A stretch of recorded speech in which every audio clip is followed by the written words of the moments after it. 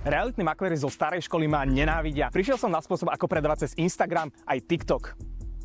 Nebol ten huk už trochu moc? Kým stará škola sa len zoznamuje so sociálnymi sieťami, dnes z Instagramu a TikToku píšu a volajú reálne ľudia na obliadky a podarilo sa mi prostredníctvom nich už aj zo pár predajov. A to len kvôli tomu, že im počas scrollovania na Instagrame alebo TikToku vyskočilo moje video z predaja nehnuteľnosti, a to sú nehnuteľnosti za 100 000 eur.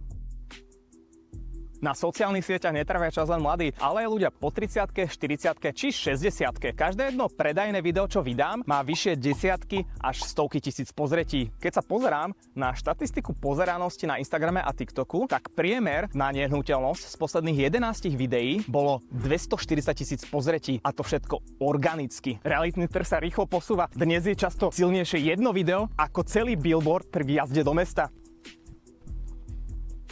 Ak chceš vidieť moju cestu a nehnuteľnosti so 250 000 pozretí, choď mi holou.